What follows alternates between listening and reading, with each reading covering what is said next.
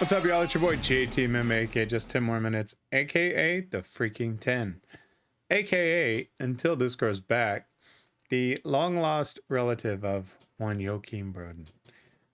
Today, we're going into the Christmas Truce.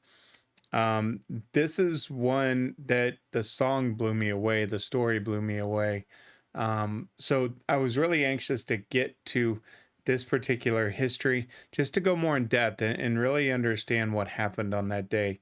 Y'all filled me in greatly with a lot of the details, and that song is one that got me. And so this one, it was kind of next on the list to do. I've got this one, Unkillable Soldier, Attack of the Dead Men, and I'll keep going through in the order and try to catch up.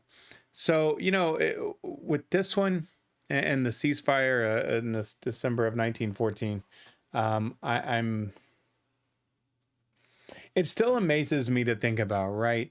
Who was ballsy enough to stand up, and I'm sure we'll learn more, and start that, because to have that much fun and enjoy each other's company during this time, it is truly mind-blowing, So let's see where it goes. That being said, there's only one thing left to do. Let's switch it up.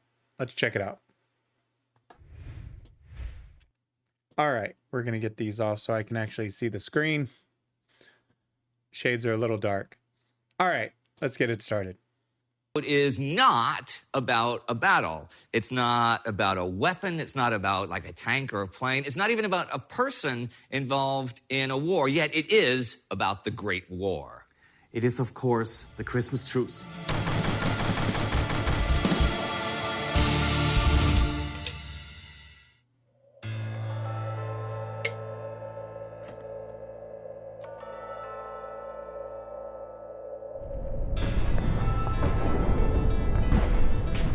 You'll be home before the first leaves fall, they said. The war will be over by Christmas, they said.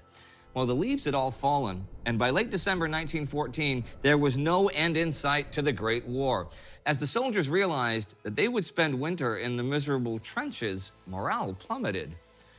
What would happen, I wonder, Winston Churchill wrote to his wife in mid-December, if the armies suddenly and simultaneously went on strike and said some other method must be found for settling their dispute? He would soon find out. The professional armies of career soldiers who had fought each other over the summer were largely gone by now, dead, wounded, or prisoners. In their stead stood conscripted men and disillusioned wartime volunteers, trapped in the horrors of trench warfare. Both sides spent their days sharing their meager rations with rats, fleas, and lice. They slept in damp underground dugouts and caves, while the forward sentries tried to keep awake in the mud and the sleet. The whole trench system was still seen as temporary, though, and breakthrough would come soon, so it lacked any kind of comfort or sophistication. And beyond the parapets? Well, on December 21st, British Colonel Swinton wrote, "This is the Ultima Thule. Beyond is neutral territory, the no man's land between the hostile forces. It is strewn with the dead of both sides, some lying, others caught or propped on the sagging wire where they may have been for days, still others half buried in craters or destroyed parapets." When winter began and the temperature dropped, an increased lethargy was noticed by officers on both sides. Soldiers were literally sick of the worsening conditions, of being constantly exposed to the cold, the rain, and the enemy guns. The aggressive policies put in place by high command to keep the infantry busy only made things worse. Patrolling... He brings up a good point, and I don't know if it's really talked about enough. You think about the harsh conditions, and we go on with our lives in the busy schedules, right? And we don't often think about, when we say, that thank you for your service, and even remembering those fallen, no matter what the country, right? Those fallen, and understanding what they truly went through, and to see kind of the visual, and thinking about those trenches, and thinking about, seeing that little underground with the straw and just how cold and wet and miserable, you know, and truly what would be your morale having spent months out there and, just hearing from high command, as he said, we're almost there. And, then you start to just feel lost. I can't imagine, you're dealing with freezing temperatures, you're dealing with sleet, you're dealing, with frostbite, most likely, you're dealing with, I don't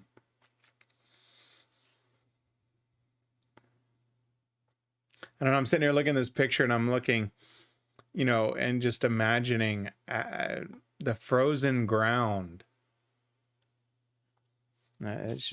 It's almost heartbreaking. Through the nights, keeping watch over the parapets, throwing bombs and sniping at the enemy, it all seemed so futile. All it did was increase their own chances of getting killed.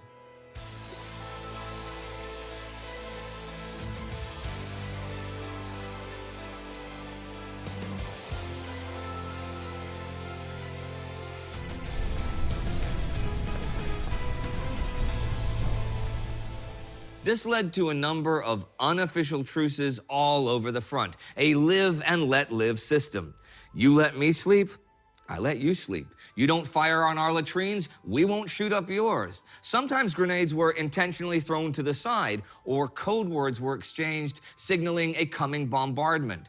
It was a basic, almost natural understanding that there were limits to war. This is important in order to understand what would happen in the days around Christmas. The Champagne offensive began the week before Christmas. After a series of attacks and counterattacks, no man's land was once more littered with the bodies of the fallen. The overall mood inside the trenches was as terrible as the weather, with men up to their knees in mud and water. Then the first incidents happened.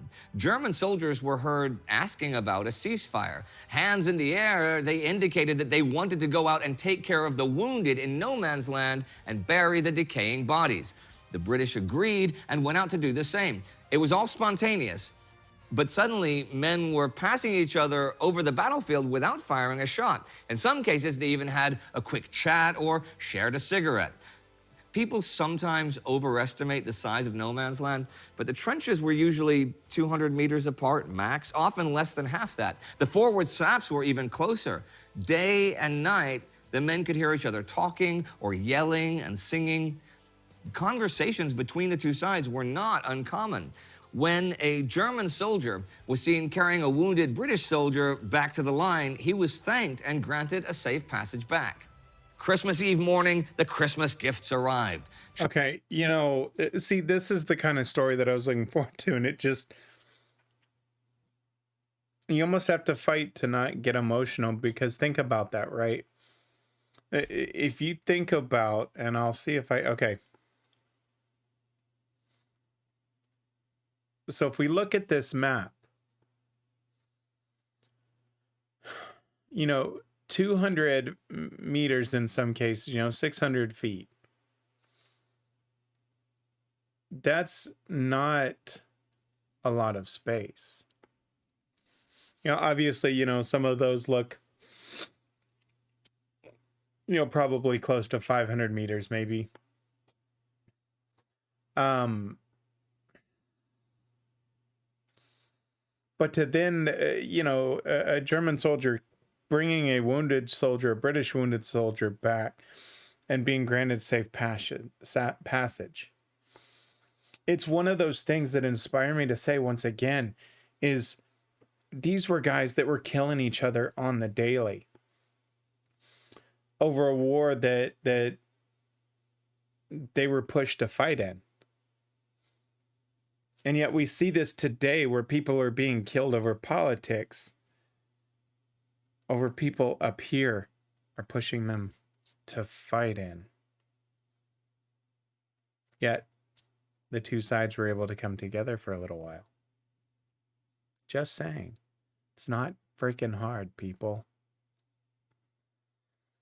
You know, but and going back to this, sorry for my little rant there, but it's just you think about how close, right? And to see them stop and share a cigarette and talk, and have a quick chat, and to hear each other singing at night.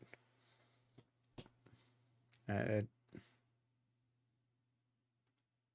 it's it's one of those where you really would wonder what they were thinking during that time of, you know, when they were ordered to bomb and have those things of how much did they really want to. British soldier back to the line, he was thanked and granted a safe passage back. Christmas Eve morning, the Christmas gifts arrived. Chocolate and sweets, cigarettes and tobacco, and hundreds of thousands of small packages and letters from home. This raised morale tremendously, but also magnified the feelings of homesickness and the desire for peace and a return to normal life. Men began shouting and teasing each other, "Fritz, Tommy, come across, we meet halfway." But they were hesitant. A few brave souls went out at their own risk. There are many different stories, but over the course of the day, there were even incidents of British and German officers talking about a possible ceasefire on Christmas Day. By evening, soldiers lit candles in the trenches. Some even set up small Christmas trees. The men sang the all-time classics in English and German, like Stille Nacht, The First Noel, and O Come All Ye Faithful. For most devout Christians, Christmas was the most important day of the year, and the celebration of the birth of Christ stood in many ways in stark contrast to the reality of the war itself. Yep. Around midnight, everything went eerily quiet. And on Christmas morning, as the fog disappeared, the stillness remained. Instead of the cracking of rifles, men heard the chirping of birds. Everyone in the sector wondered what would happen next. Soldiers once more began talking to each other. Boxes of food and souvenirs were thrown across to the other side. A few men exposed themselves above the parapets, then more followed. A basic agreement was made. No one would fire unless fired upon. In some places where the ceasefire had indeed been arranged beforehand, further rules were set in place. First of all, if either side fired a shot with the intent to kill, the truce was immediately off. Action by artillery did not count, nor did it break the truce, as they had no control over the batteries far to the rear of the trenches. If an order was given to open fire, they would shoot the first 3 rounds into the air to give the other side time to get under cover. If there were orders to expend a certain amount of ammunition this day, the machine gunners would waste ammo in the evening hours after a shrill warning signal. Neither side was allowed to erect barbed wire or repair their trenches during the truce. Yeah, so I mean, again, it's clear they were tired of the bullshit, right? Pardon my language, but they were. Still, everything depended on trust Yep. and an unwritten code of honor. A machine gun could cut them all down within seconds, yet no one shot. Men venturing out did not even carry arms. Some waved a white flag, and the men, mortal enemies just a day before, met and shook hands, talked, and exchanged gifts. For a few hours, it was peace. There were, of course, some officers who went straight to headquarters to report this, and plenty of men who did not take part. But overall, the mood was far from being hostile. It was this weird realization that the other side was just as human as their own side. Silence. Oh, I remember the silence on a cold winter day. After many months on the battlefield, and we were used to the violence. Then all the candles went silent, and the snow fell. Voices sang to me from no man's land. We are all, we are all, we are all. One of the greatest songs ever written. The most iconic moment of the truce is, of course, the football match in no man's land. It was as spontaneous as everything else that day, and the stories all vary. A ball appeared from somewhere. I don't know where, but it came from their side. They made up some goals, and one fellow went in goal, and then it was just a general kickabout. I should think there were a couple of hundred taking part. I had a go at the ball. Everybody seemed to be enjoying themselves. There was no sort of ill will between us. There was no referee, no score, no tally at all. Private Williams of the Cheshire Regiment. A couple of English brought a football out of their trench and a vigorous football match began. This was also marvelous and strange. The English officers thought so too. Towards the evening, the officers asked whether a big football match could be held the following day between the two positions. Saxon Lieutenant Zemich. No, probably not. No Man's Land had seemed 10 miles across when we were crawling out on a night patrol, but now we found it no wider than the width of 2 football pitches. We provided the football and set up stretchers as goalposts, and the Reverend Jolly, our padre, acted as referee. They beat us 3-2. Robert Graves, Royal Welsh Fusiliers. As it started getting dark, men shook hands and went back to their trenches. The Christmas truce was a unique and rare moment in history, sure. It was both spontaneous and to a certain degree foreseeable. Of course, it didn't happen everywhere. Hundreds of men still died, and parts of the front were as busy as they were every other day. And the Western Front was just one of many battlefronts in the war. On Christmas Day, Ottoman soldiers by the tens of thousands were busy freezing to death in the disastrous Battle of Sarikamish in eastern Anatolia. But for those that experienced the truce, it was something they'd never forget. In some places it lasted a few hours, somewhere else it lasted to the next day, but it could not go on forever. As the news went up the chain of command, generals on both sides were quick to snuff it out. Fraternization was deemed a crime against the nation. Participating units were rotated out of the lines, and their officers were threatened with court-martial. High command ordered inspections and speeches and shamed the men at the front. Did you shake hands with those that bayoneted babies in Belgium? Did you exchange gifts with the bastards that killed your brother yesterday? Although the press back home was quick to take up the story, censorship soon cracked down on its telling. The whole truce became taboo. Official war history denied that it ever happened. It only lived on through the memories of those that had participated and who had shared the stories with those back home.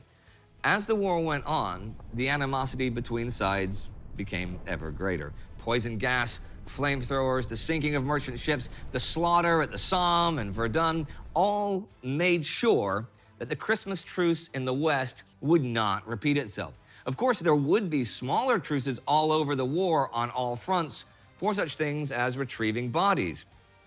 Informal arrangements were respected, but this level of fraternization, this antithesis to war, would never be again reached. Not until the end. Still, You know, it's one of those things because you're torn, right? War is never pretty. War is honestly, if you really look at it, it's not about who's right or wrong. It's about who's left after. And it's sad that it even has to come to that. And so I understand from higher command's side of what that does, because in all honesty, if you do look at it from their side, right, if you're completely 100% objective, there are psychological things that happen. And I think, it's even mentioned, or I think some of y'all mentioned it to me in the comments, of how once that day happened, some couldn't go back to fighting because they had made friends. And so they ended up wanting to leave. And so, of course, as they said, some of them were rotated out and probably some of them got their wish.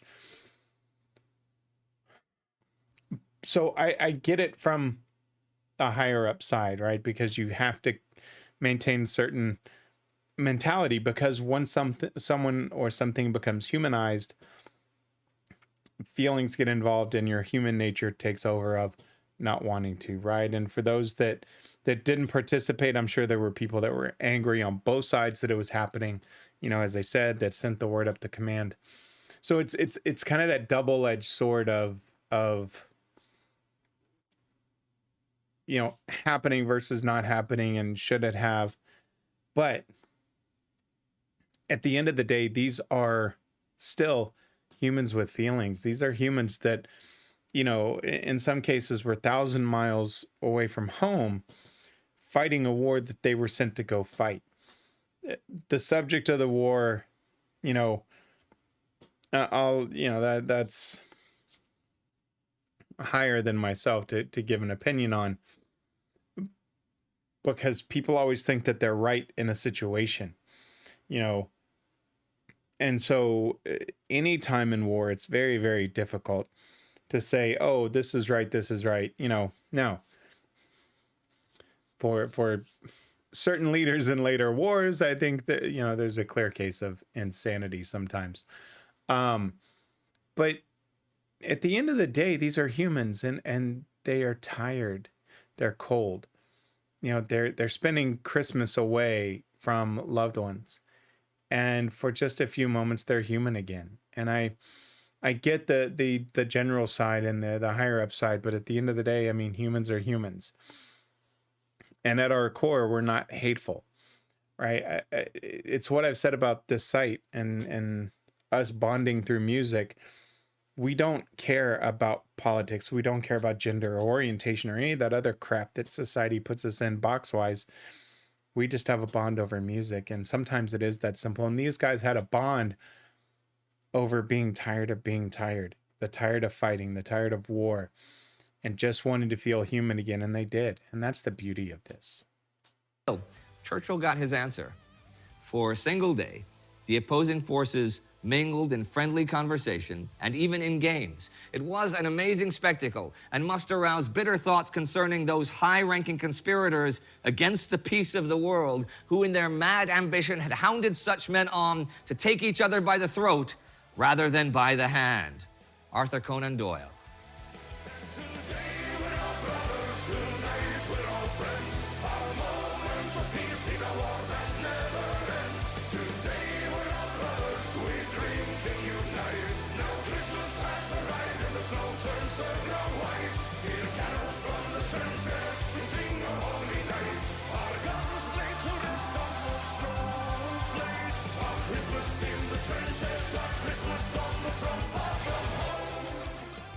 Hey, Per. Hey, Indy. Hey, there's something that looks a little bit different on you than normally.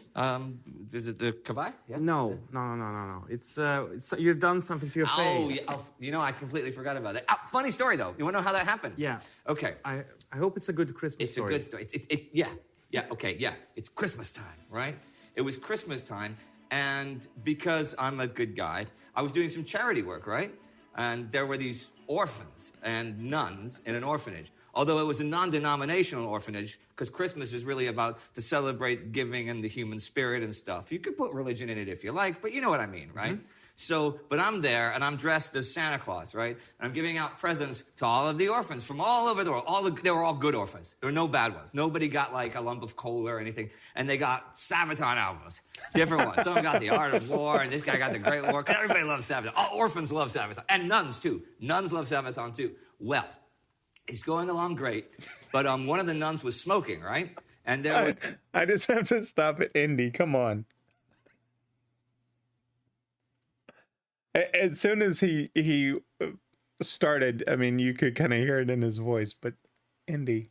It's like, you know, the bunting, you know, the crepe paper and stuff like that, which is pretty flammable. And it started going up.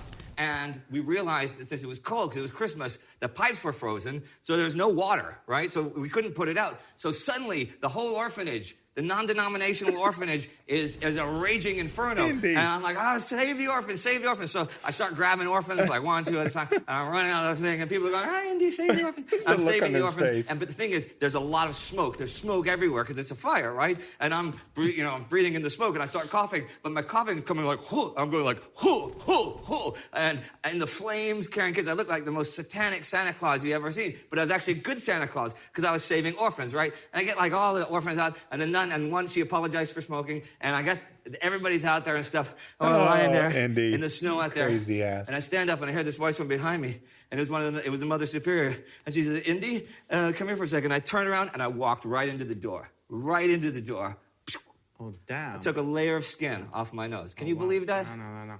But what happened to the one who was smoking? She's still smoking? No. Okay, good. Look, no human beings are perfect. I'm not mocking orphans or nuns or myself or you or no. I mean, smoking has several severe consequences. If you're a long-term smoker, you know what they are. You know that you have consequences. It does not mean that you can easily quit smoking. none or no none, you know? Well, I'm glad we had this talk. I'm glad we had this talk today. So let me ask you a question about the Christmas Truce episode. It is one of the most iconic things of the First World War, the most iconic occurrences, certainly non-battle related and stuff. But yet when you did the Great War, it's not on that. Now, did you consider a song about the Christmas Truce for the first Great War album, or why is it only now coming? Yeah, that's a good... I mean, it is exactly like you said. We were considering it, of course, for the first album, for the Great War album. Of all the topics of World War I, the most requested was, please do a song that is not about battles, do something about peace, do about the Christmas Truce. Right.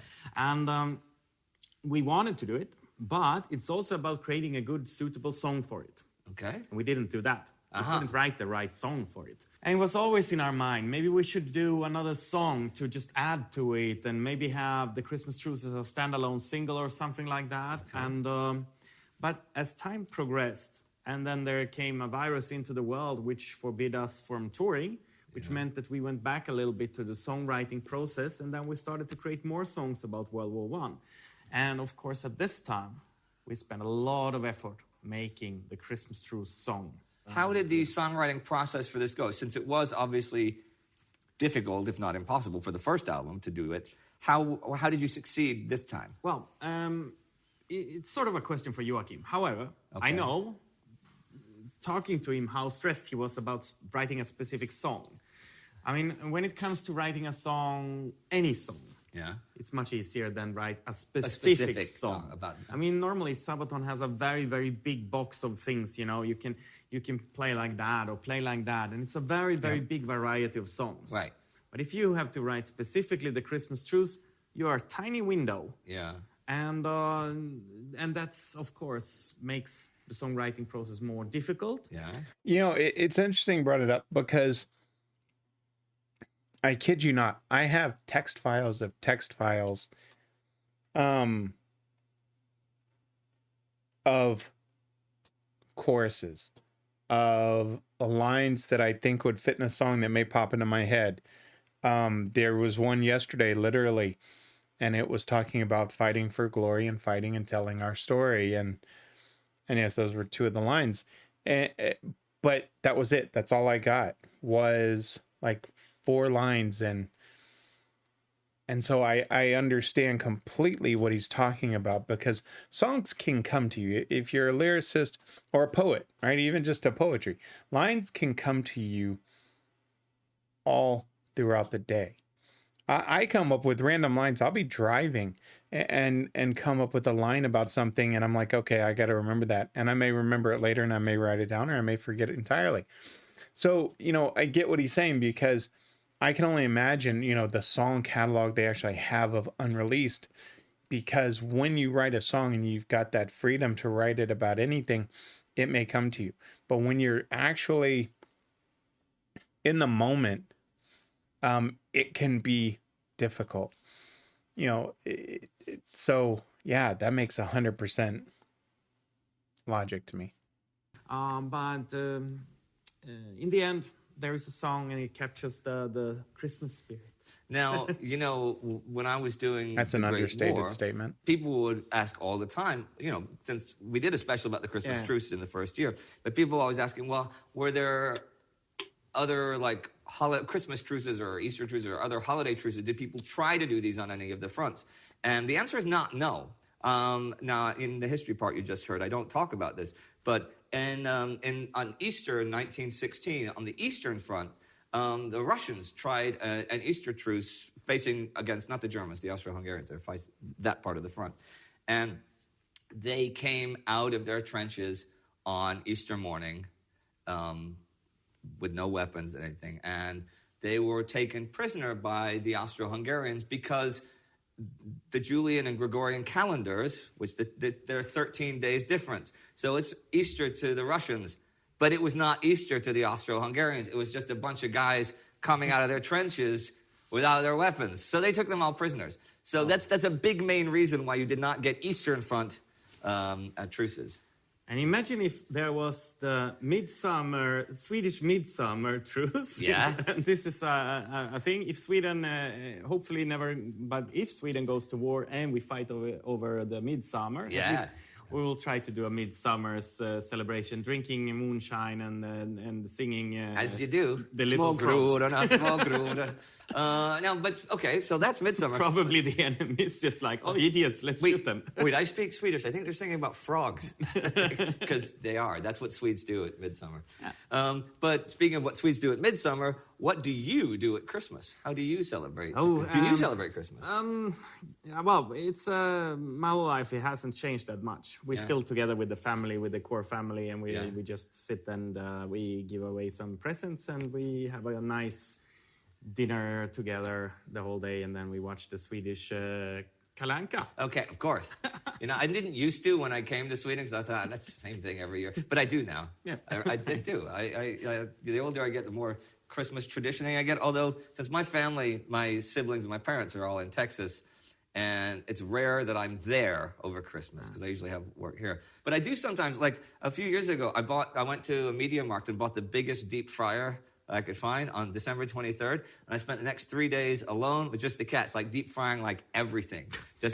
And that was like one of the most fun Christmases I've ever had. You know what was really good? Deep fried gummy bears were really good. Okay, this is how you do deep fried Indy. gummy bears. Get a handful of gummy bears and stick them in the microwave so they're soft, not melted, right? And then mash them together, right? And then put them in the freezer for like 2 hours or so until it's frozen together. And then dip them in some batter, like a beer batter, and then deep fry it in a little ball. It's delicious. And that's the tip for this year's Christmas dinner.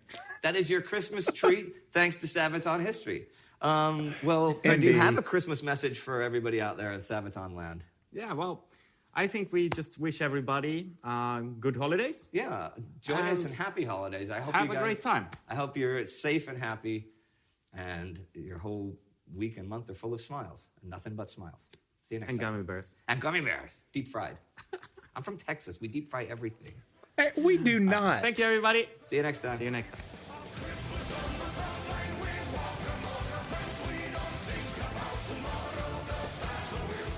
God, I love this song.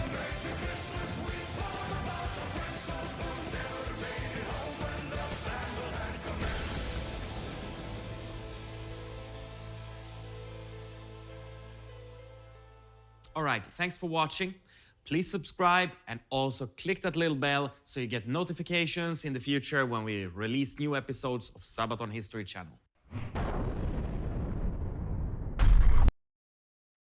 Oh, let me let the final go. There we go. Okay, number one, Indy. I take issue with that. Okay, Texans do not fry everything. Almost everything. Okay, we don't.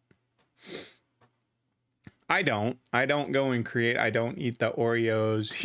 Even though I'm a bigger guy, I don't eat the fried Oreos. I don't eat any of that junk. The only thing that I will do is I make my own fried chicken. That's it. And fish. That's it. As far as, the exotic stuff he talks about, like gummy bears and Oreos and all the stuff that they have at the state fairs. No, most people don't eat those on a regular basis. So I take issue with that, Indy. And yes, I'm a Texan, born and raised. Now, so that was a nice, fun way to end a story, because it's a good story. It's a time of war and death, and it's not a beautiful time in history, but I do like the way that they ended that. That was a great way. With the stories and how they celebrate it and such. And I didn't look to see when this was released. I'm assuming this was released in a December episode.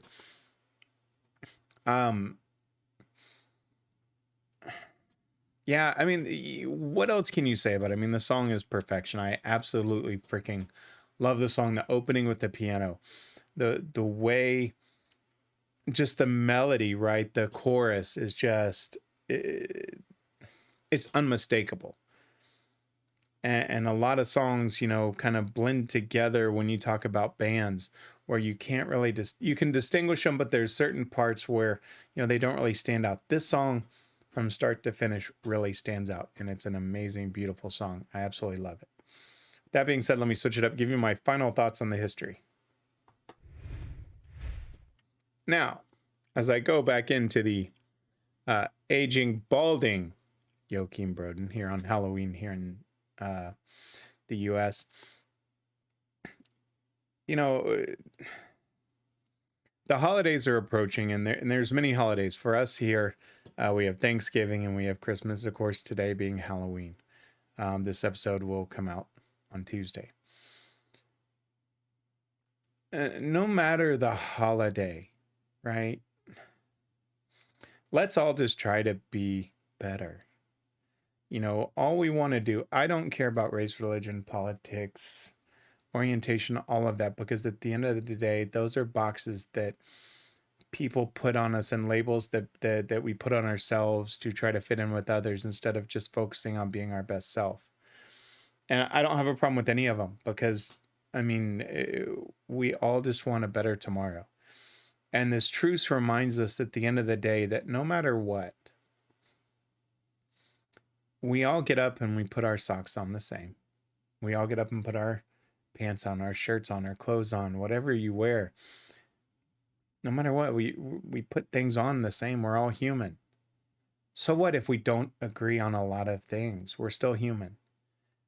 And we just need to do better in understanding that communication goes a long way. And these guys took a risk during this time of war to walk out and just make a time for peace and to say enough's enough, right? And yes, the war continued on after that. That was inevitable. But just for those moments, they remembered that they were humans. And I think that's what's missing today in a lot of places, and especially here within the US during this political time, of that both sides are human. Regardless of what your standpoint on politics or any of this other junk that's going on, we're just human. And everybody just wants to wake up to a better tomorrow. No matter what that tomorrow is, people have different opinions on it. That's fine. Find a common ground. For me, I'm just, you know, and I've said it so many times, I'm tired of the fighting and the arguing over stupid crap and the name calling I see on social media. It's not what people fought for. It's not what people want at the end of the day. We just want to get up, go to work, have fun with our family, see our kids, smile, laugh, and enjoy life. So during the holidays, that's all I ask. Let's just have some fun. Let's continue the bond over music and just enjoy ourselves. So enough preaching for me. Let me give you some shameless plugs, and then I'll get out of your hair for a little while. That was a bad hair joke. No, just joking. I actually do kind of like this look. My daughter told me I look intimidating, and I thought that was cool. Because I don't feel it. Y'all know me. I'm an easygoing guy. And so for her to say that, I was like, okay, I feel like a badass. All right, let me see if I can see these buttons down here through these glasses. These things, I can actually barely see. I don't even see like the cursor on the screen. So hopefully I hit the right button here. There we go. If you liked the video, hit that like button. Leave me a comment. Let me know what you're thinking. If you like the content, hit that subscribe button. I put out content. I bust my butt for this content. I really do. I put out content every day of the week. Of the work week, I should say. Monday, Wednesday, I've got Sabaton, Ginger, Nightwish, and a bonus video. And then on Tuesdays and Thursdays, I cover the Sabaton history of songs that I've covered. And then the Rabbit Hole of the Warning. Great band. If you haven't checked them out, check out my reaction to those. And then on Fridays, Free for All Friday, where I just take random requests that y'all have given me during the videos and comments, and I go and cover those. It's been a great adventure so far. I mean, I'm literally, as I speak, I haven't checked it here within the past hour or two, but we're approaching the 2,000 subs. I'm so thankful for that. So, and of course, with that becomes the one chip challenge, just for the hell of it. I don't know. I'm crazy like that. Anyway, And if you want to support me in other ways, you can go out to buymeacoffee.com/JTMMTV. It'll be in the description. It's welcome and appreciated, but never required. A subscribe, a like, a share. That's really what I could ask for. Times are tough for everybody, so please, if you can, great. If not, hit the like button. Hit the subscribe button. It's free. So with that being said, I appreciate y'all. This journey from, doing these videos and starting out just as music reaction and now covering this history really makes me wonder what else is going on out there that I can truly cover that, people like yourselves appreciate, because that's what this is about. We bond and we communicate over these things, and y'all give me information, and I love it. I actually do. So with that being said, I hope all of y'all have an amazing week. Be safe, be happy, but remember, just be you. And if anybody asks you to stop what you're doing, don't ask for 1, don't ask for 2, and certainly don't ask for 5. If anybody asks you to stop what you're doing, always ask for just 10 more minutes. I'm JTMM. I'm out.